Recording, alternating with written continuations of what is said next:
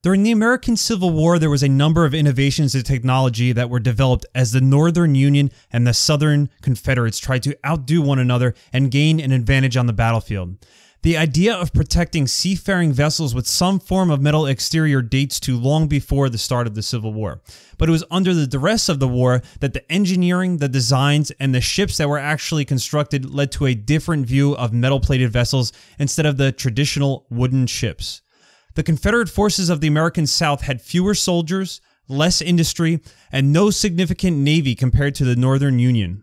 When the Civil War broke out in 1861, the Confederates gained control of a significant port of Gosport in Norfolk, Virginia from the Union, and set out to create what had previously not been done in America: to build a naval ship clad in iron that would be impervious to enemy fire, while at the same time having an armament that would be deadly to the wooden ships of the opposing forces. Hello and welcome to the Spark History Show, where we bring history to light.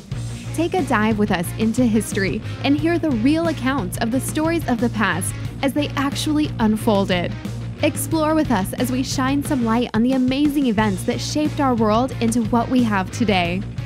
We are going to recreate the stories of the past to better understand the struggles and triumphs during the most epic moments in history.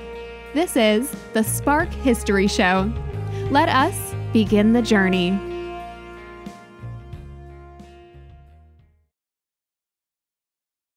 This super ship that the Confederates were looking to create would negate the large number of wooden naval ships that the Union already possessed, and could help support the ground forces and clear blockades that the Union had put in the Confederates' way. Enacted with the onset of the war, the Union's naval blockade of the South would slowly but surely starve the South of the vital resources they need to survive, and because of this, it needed to be dealt with. The Union, after discovering the South's plan, knew that they could not sit by idly and allow the Confederates such an advantage, and immediately started an arms race, looking into their own ironclad designs that could be quickly built and put into service to combat the new Confederate threat. The race that led to the first two ironclads clashing in battle caused a leap in naval technology and the changing of ship design around the world for years to come. The epic engagement is known to the world as the Battle of Hampton Roads. It took place in March of 1862 between the Union ship the Monitor and the Confederate ship the Merrimack.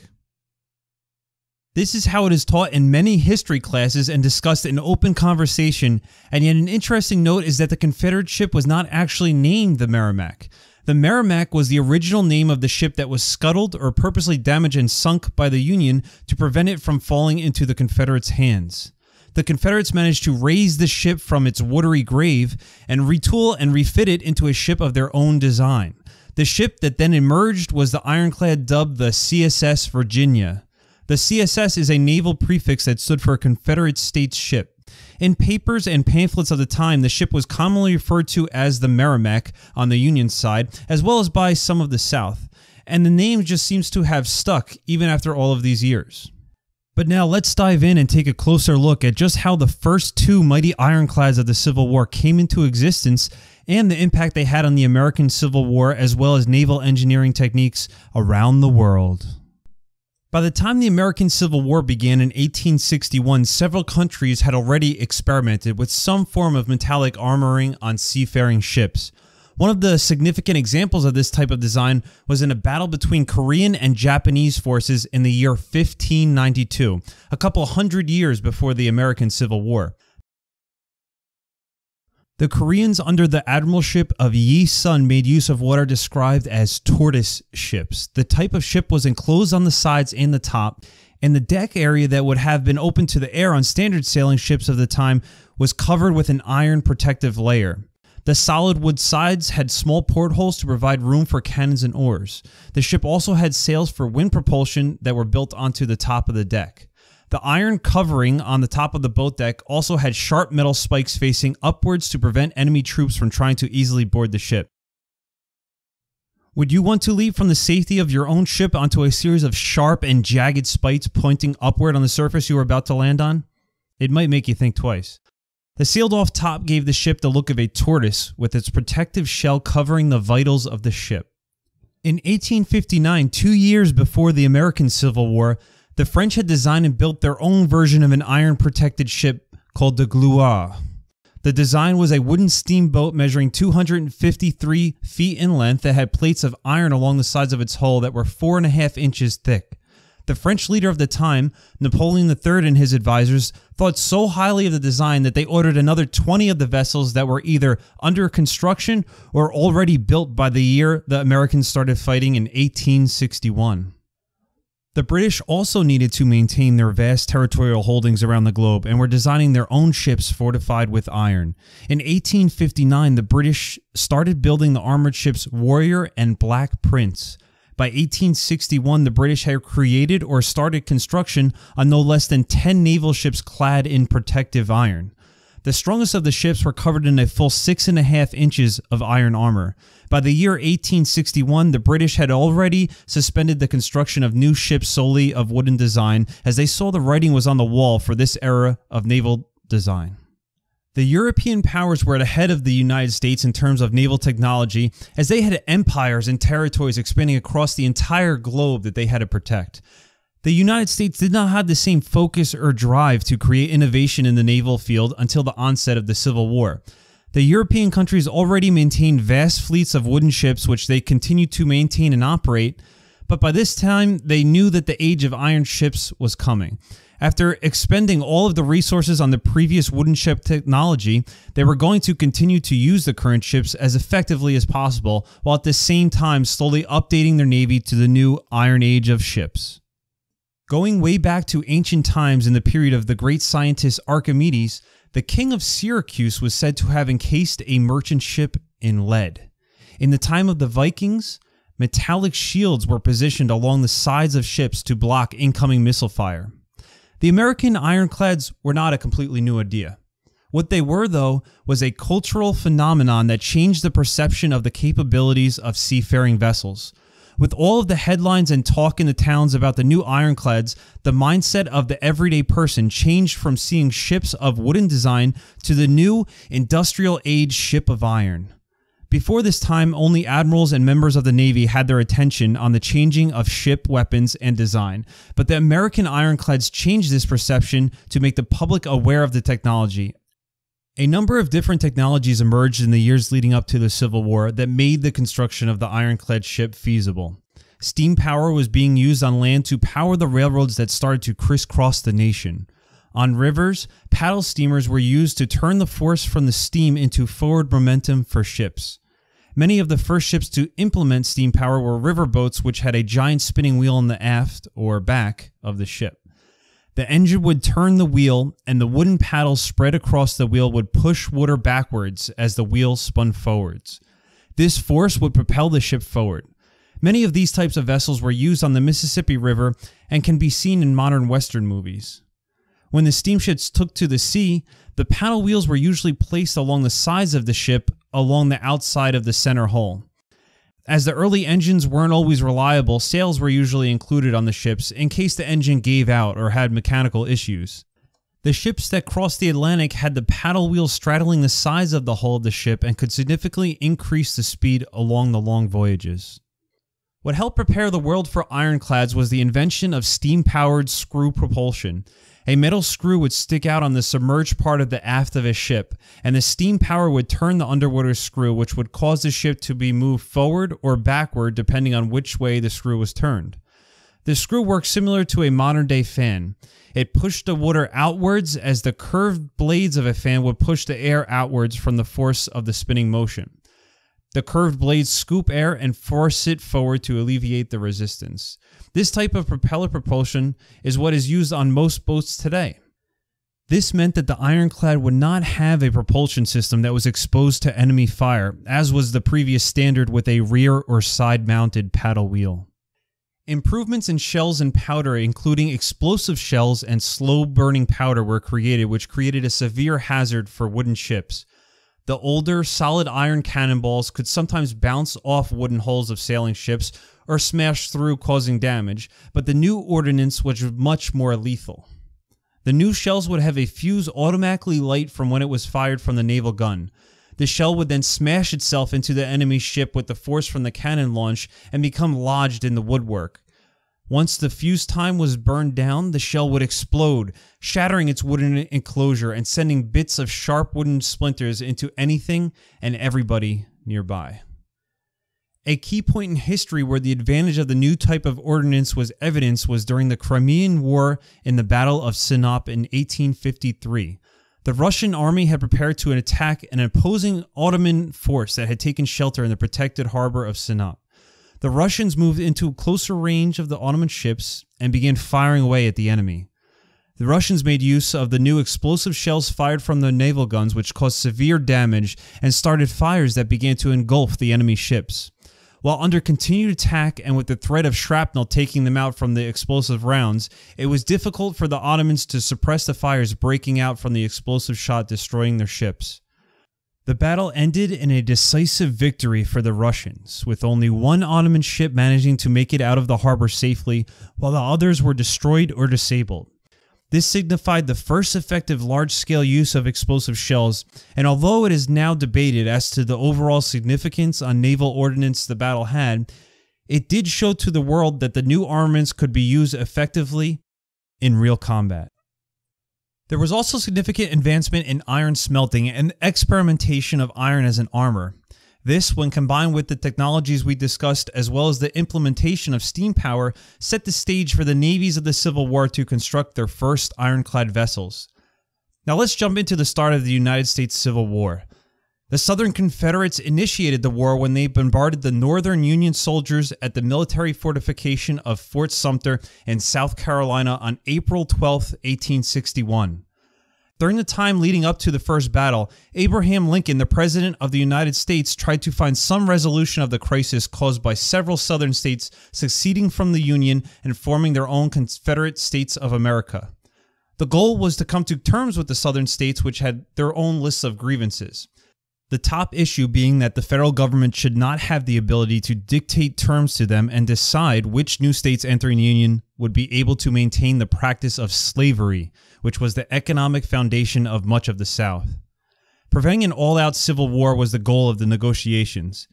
In the end, this plan for a peaceful solution didn't work out so well, with the resulting first battle of the Civil War erupting at Fort Sumter. Where this is important to our story is that the state of Virginia had not seceded from the Union in January, as many of the other southern states had. Before the war began, to prevent an escalation to war and provoke the state of Virginia, President Lincoln did not want to send any troops to the key strategic naval yard of Gosport in Norfolk, Virginia to bolster its defenses. Doing so might cause the Virginians to grow defensive and think of this as some sort of a preemptive strike and decide to secede as soon as the troops started nearing their state, as this would be a direct threat on their sovereignty. This was the situation leading right up until the attack on Fort Sumter on April 12, 1861. Within 5 days of the Confederates engaging in battle in South Carolina, Virginia proclaimed that it was seceding from the Union to join the Confederate States, and the Union troops in Norfolk were put in a bind. In the end, Lincoln's plan was not successful in deterring Virginia, as they sided with the South at pretty much the start of the armed conflict. At the time, Secretary of the Union Navy, Gideon Welles, knew that he had to protect the Gosport Naval Yard and worked to come up with a solution to protect the port, which was now surrounded by hostile Confederate territory. Welles sent his chief engineer, Benjamin Isherwood, to Gosport immediately after the outbreak of fighting at Fort Sumter. Benjamin's job was to get a strong naval ship, the Merrimack, fit to get underway. The new ship did not currently have its machinery in working order and was not ready to steam out of the harbor. Along with Benjamin, a new captain for the Merrimack, James Alden, traveled to Gosport to take command with the plan to have the ship steam out of the harbor and head to Philadelphia if Gosport was to be evacuated. Fighting began on April 12th with Fort Sumter, and on April 16th, James Alden reported that the steamship Merrimack was fit to sail out of the harbor. At the time, Commodore McCall was in charge of the Gosport Naval Yard and was dealing with a shortage of men to carry out repairs or man the ships in the harbor. It was also indicated before the conflict even started that he may have been an alcoholic and an incompetent commander. There was no Union garrison of infantrymen protecting the harbor, and McCall had reports that enemy troops were arriving from Richmond and Petersburg, Virginia, heading toward his location. Watchmen and officers had deserted the Union ranks as the days went by, leaving the Commodore with even less troops to mitigate the brewing crisis. The naval yard was a scene of chaos as what was left of the troops scrambled to get their jobs done for the planned evacuation. Macaulay did not permit the Merrimack to set sail on April 16th. The reason for why is still debated. This ended up being one of the many instrumental missteps of the actions at Gosport during the evacuation that the Confederates would then use to their advantage. The Federal Naval Secretary Gideon Welles knew the situation was serious and sent a relief force of infantry to reach Gosport and protect the harbor and the nearby industrial facilities in Norfolk. He also had a plan in case the situation worsened and the ships needed to be scuttled or destroyed to prevent them from falling into the enemy's hands. He sent a naval detachment with a ship full of explosives to destroy important naval assets before the evacuation of the yard.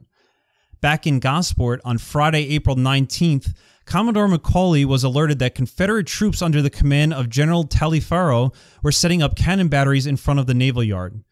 In the Commodore's own letter dating April 25, 1861, which provided additional details on the crisis, the Commodore claimed that he sent a warning to General Taliaferro to remove and desist building the batteries, in which the Confederates responded, they were aware of no such batteries. Knowing that he had no leverage to ward off the arrival of the enemy troops, Macaulay decided it was best to scuttle the remaining ships and evacuate the shipyard before they were just completely overrun. Since he only had enough troops to leave with the USS Cumberland, he decided to scuttle the other U.S. Navy ships, the Merrimack, Germantown, and Plymouth, on April 20th. The irony is that around 3 hours after the ships were scuttled and sent to the bottom of the harbor, a Union relief force arrived under Captain Hiram Paulding. Timely communication was not delivered to Gosport that additional reinforcements would be arriving to help protect the port, and the Commodore acted on what he knew at the time, which was that they were about to get taken over by the Confederates. The new Captain Paulding decided that the destruction of the assets of the port and the remaining Federal ships needed to be destroyed and the evacuation completed rather than trying to stay and protect the port. The remaining wooden ships were set on fire. Scuttled ships that were slowly sinking were also set ablaze. Men were sent to set fire to the naval buildings and to destroy the Drydock where warships were constructed. The ordnance that could not be taken with them in the evacuation was set for demolition. Explosions, fire, and smoke filled the air around the harbor and continued for hours as the heavy armaments continued to be destroyed around the naval yard. The last of the Federal troops boarded the remaining 3 ships, including the Cumberland, out of the original 12 that had been stationed in the harbor, and sailed off into the sea, leaving behind them pillars of smoke and the ringing sounds of explosions as heavy-duty military shells continued to be set off from the demolition and fires. The taking of Gosport by the Confederates was greatly assisted by a man named William Mahone. At the outbreak of the war, Mahone was not yet part of the Confederate Army, but was operating the nearby railroad. Working closely with the Confederates, he orchestrated a clever ruse. He ordered a train to arrive near Norfolk and had all of the whistles blowing, the furnace on full blast, and excess steam and smoke spewing out of the locomotive to create as much noise as possible. The passenger train then slowly left the station and a short while later arrived again in the same manner, repeating this process several times. The Union soldiers who could hear all of the commotion assumed that trainloads of Confederate ground troops were arriving. This added to the Union troops feeling that they needed to evacuate in haste before they were overrun. In Commodore Macaulay's letter to his superiors, he claimed that all of the remaining ships in the harbor had been scuttled. The cannons that were left behind were spiked, which means a barbed steel spike was pounded into the iron cannon to disable it. The spike itself was bored through the area known as the touch hole, which is a small opening on the back and top section of the cannon where the powder inside the cannon would be ignited. This would render the gun unusable. All of the arms that could not be taken along on the evacuating ships were simply dumped into the ocean. Machinery was smashed into unworkable conditions. The naval buildings were destroyed so they could not be used by the enemy. The Confederates, now getting comfortable in their newly acquired territory, saw a different picture of the status of the assets of the harbor than the Union leadership. Many of the shops and industrial machinery suffered only minor damage from fires and could be put to use again with a few repairs. Over 1,000 cannons were left strewn about unharmed. The most important asset that was left still standing was the Drydock, also known as the graving dock. This structure could bring in a boat and then pump the water out from underneath it and allow full working access to all parts of the vessel to build and repair any part of a ship. The survival of the Drydock is what enabled the Confederates to immediately begin constructing their own Ironclad. Where was the Merrimack, which would later become the Confederate Ironclad? Well, it was sitting as an underwater tomb in the harbor, but we'll get back to that in a moment. The Confederate Secretary of the Navy, Stephen Mallory, knew that he was at a severe disadvantage to the Union. The only chance the South had against the Union was to build some type of new warship to try and gain a technological advantage over the North's vastly superior naval fleet, which would take years to come to par with. After the taking of the harbor, Mallory even announced his intentions when he stated, and I quote, "I regard the possession of an iron-armored ship as a matter of the first necessity. Such a vessel at this time could traverse the entire coast of the United States, prevent all blockades, and encounter with a fair prospect of success their entire navy. If to cope with them upon the sea we follow their example and build wooden ships, we shall have to construct several at one time, for one or two ships would fall an easy prey to her comparatively numerous steam frigates. But inequality of numbers may be compensated by invulnerability, and thus not only does economy but naval success dictate the wisdom and expediency of fighting iron against wood, without regard to first cost." End quote. You could say Secretary Mallory was all aboard with the idea of an armored warship. He had watched the British and French as they worked to create their own armored ship designs and was enamored by the idea itself of creating an armored ship. As the war with the North continued, Mallory worked with two key figures to make the Ironclad a reality for the Confederacy: Lieutenant John M. Brooke and engineer William P. Williamson. They also got together with John L. Porter, who had constructed the Norfolk yard, to review Brooke's design for a ship with the main hull submerged and the decks above water to be guarded by 3 or more inches of iron angled horizontally to deflect incoming enemy fire. The design and a plan came together on June 25, 1861, but the members of the group realized that there was presently no manufacturing facilities in the South capable of producing the sophisticated steam engine that would power the ship. Creating and equipping a new facility would take over 12 months. This would severely hinder their efforts to deploy an armored ship before the Union forces could react. This is where the Union ship, the Merrimack, comes in.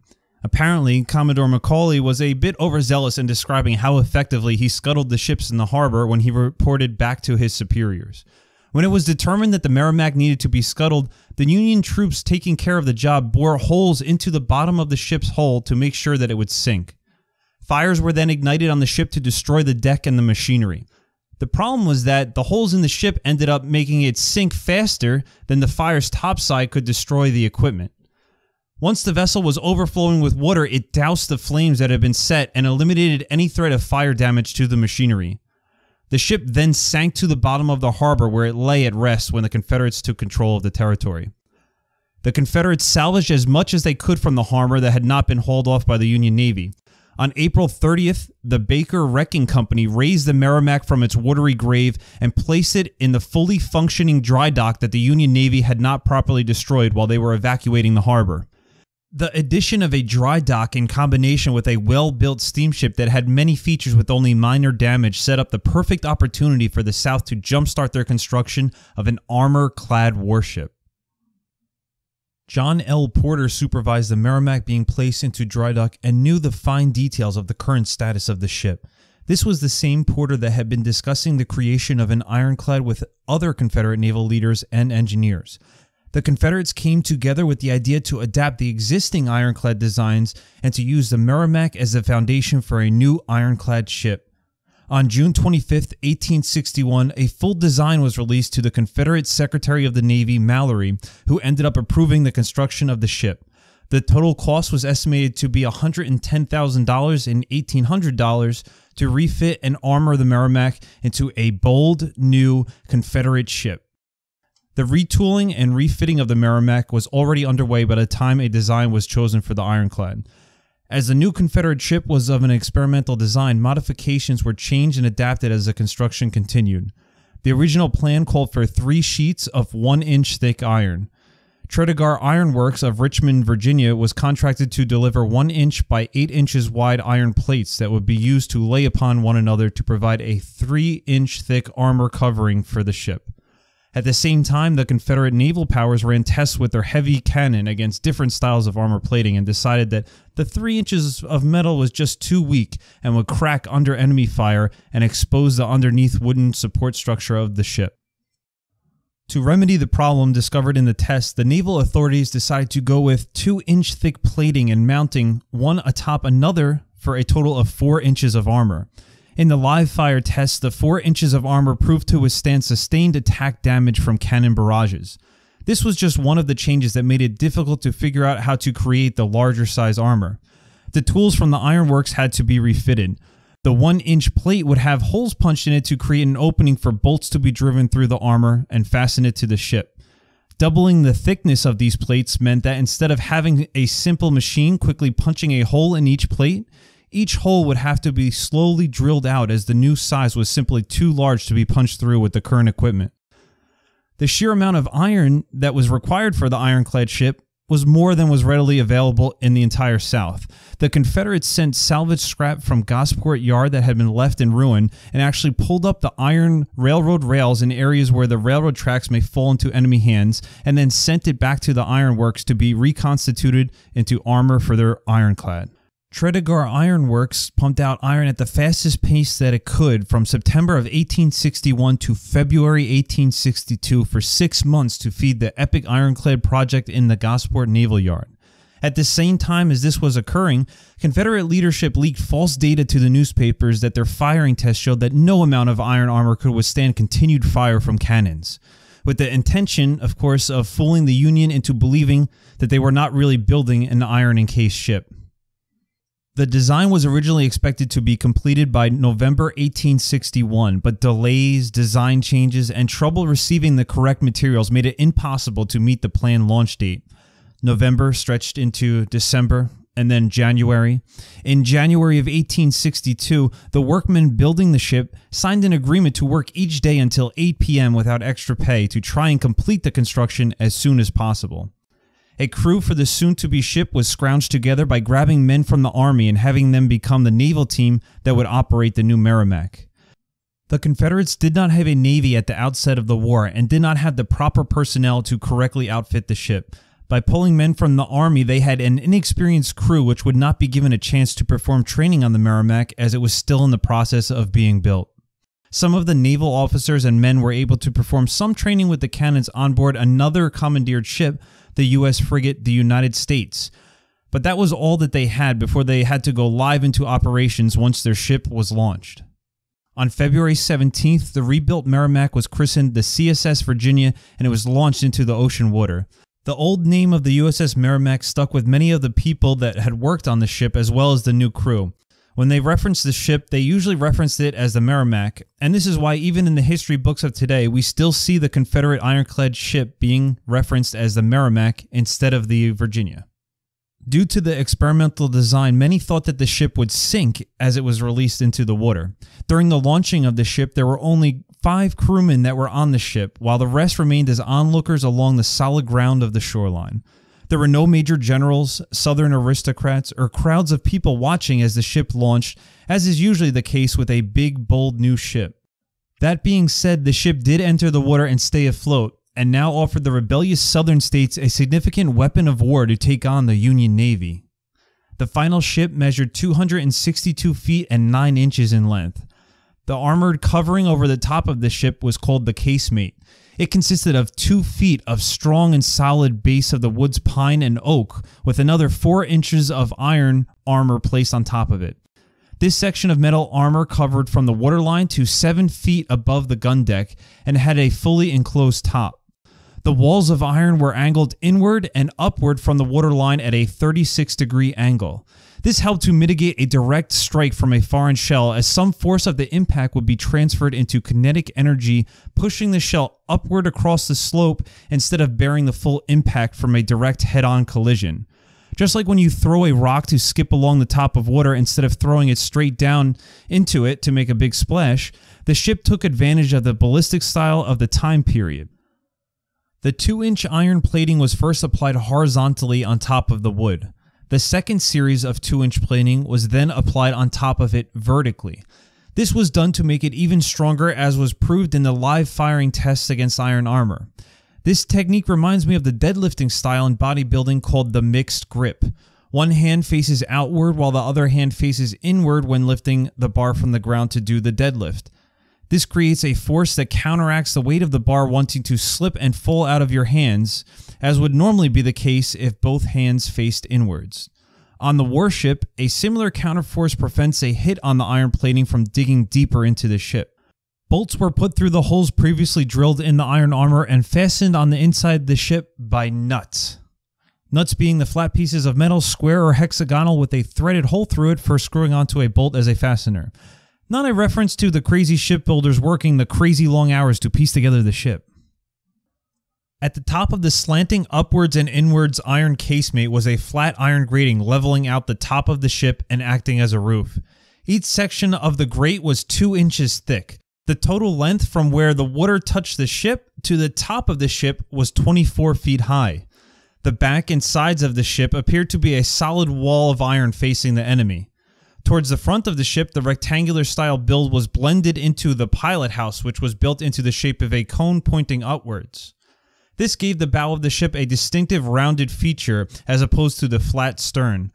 The pilot house was one of the most important areas of the ship, as it is where the captain and pilot would decide the course for the ship and the plan of attack, and for this reason it was covered in 12-inch thick iron armor. 4 small openings were cut into the conical pilot house to allow the sailors visibility to the outside so that they could chart their path.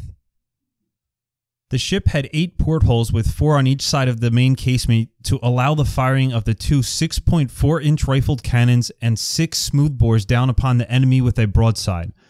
The rifled guns had helical grooves inside the barrel of the cannon. These grooves cut into the inside added the effect of increasing the range and accuracy of the shot. When the shell was fired, the force and heat generated would cause the projectile to push outward and into the walls of the barrel of the gun, and then it would be pushed forward as this was the path of least resistance. As the force of the explosion pushed the projectile into the walls of the cannon, it would catch into the small grooves of the barrel. As the grooves move forward, down the barrel, around in a spiral motion, it causes the projectile to spin when launched from the cannon, and the gyroscopic effect of the spinning projectile meant that it could travel farther and more accurately than it would have otherwise been able to accomplish. To get an idea of this effect, you can try throwing an American football without having it spiral, and see just how short and inaccurate it can be thrown. Then, turn on the TV and watch a American-style football game and see just how accurate quarterbacks can throw the football when they apply the perfect gyroscopic spin. This is the same effect that the rifled cannons were able to produce. There were also 3 gun ports placed on both the bow and stern where the 2 7-inch and 2 6.4-inch rifled cannons could be positioned to fire. The ship was covered in 14 total gun ports for their 10 cannons to enable the best positioning depending on the needs of the battle. The rest of the ship was covered in iron, but most of the non-vital areas only maintained a 1-inch iron plating, which even included the area 3 feet below the waterline. The higher-ups in the Confederate Party requested that the front of the ship include a ram. The end result was a cast iron ram placed on the ship, extending out from the conical pilot house to the front of the ship and weighing in at a whopping 1,500 pounds. The Confederate leadership envisioned their ironclad ram just plowing through wooden enemy vessels, laying waste to the Union naval blockade and clearing the path for victory. Naval ships had always used rams going way back to the ancient Greeks and even before them as a weapon of naval warfare. The designers of the Virginia were not as enthusiastic as the Confederate leadership regarding the usefulness of the ram, and while it was being installed, several blunders were overlooked so that it could be finished on time, and the end result was poor functionality. The Confederate Secretary of the Navy, Mallory, had high hopes for the ram, as can be seen with his statement to the future captain of the ship. Mallory explained, quote, "Her powers as a ram are regarded as formidable, and it is hoped that you may be able to test them." End quote. Aware of the constant shortages that the South would face with their supplies, he also indicated, "Even without guns, the ship would be formidable as a ram." You can see here that the naval leaders had their own views of what exactly the combat strategy of the ship could be. These beliefs sometimes conflicted with the men who were actually building and designing the ship. This new ironclad was such a unique creation that no one really knew how effective or how much of a disaster it would turn out to be.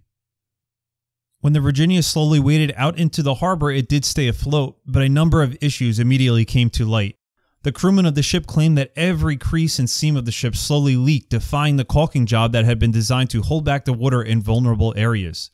The ship was also not designed with a proper ventilation system, and the crew was enclosed in an iron confinement that lacked proper airflow. The damp and wet interior of the ship and poor air circulation created an unhealthy and uncomfortable environment for the men that had to operate in the confined quarters. Once the ship began to be used in full capacity, crewmen were constantly being added to the sick list due to the poor conditions resulting in illness.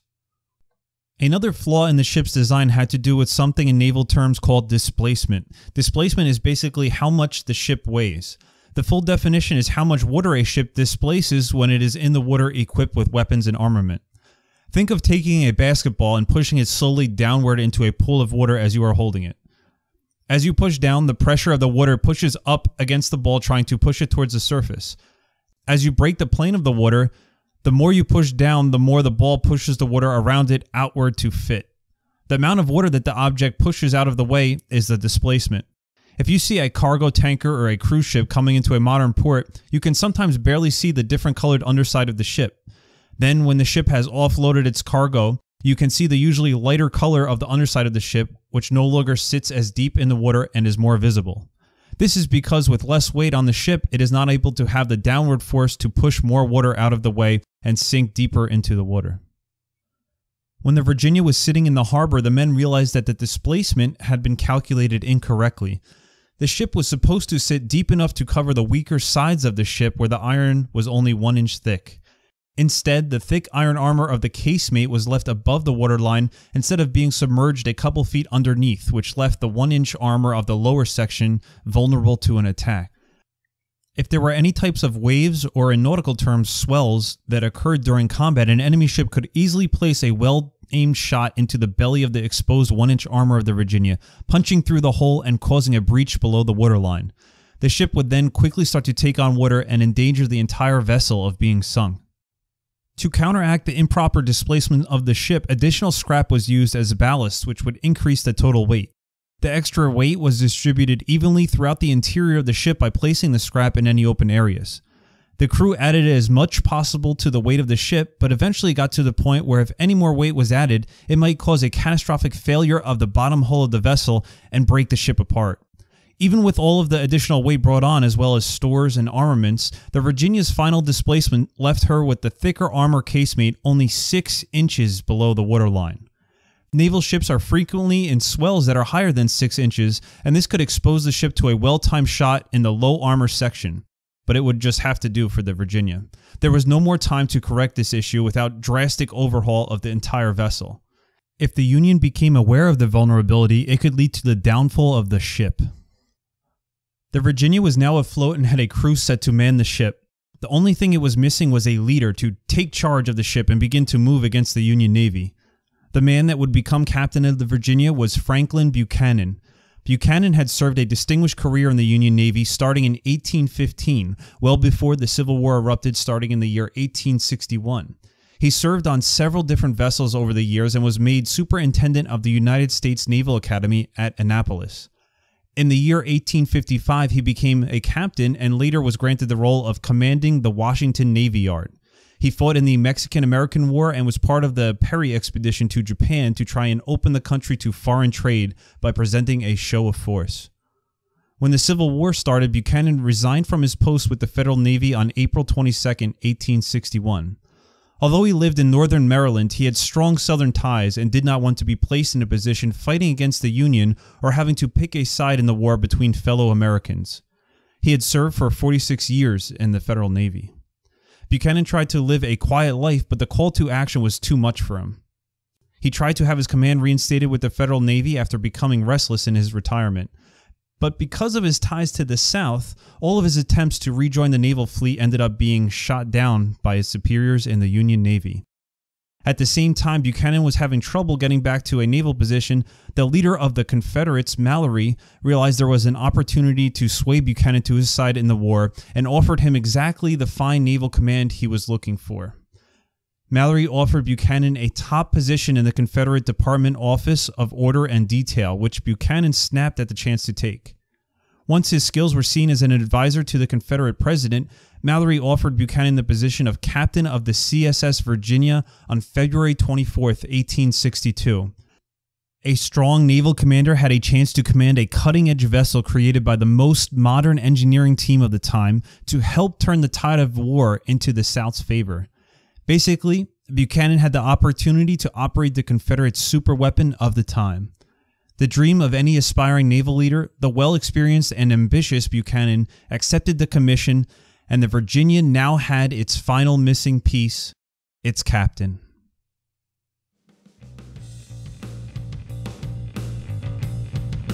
Thank you for listening. This concludes part 1 of the Ironclads of the Civil War series. If you would like to find some additional information, check out other episodes, or help out the show, please check out our website at sparkhistory.com.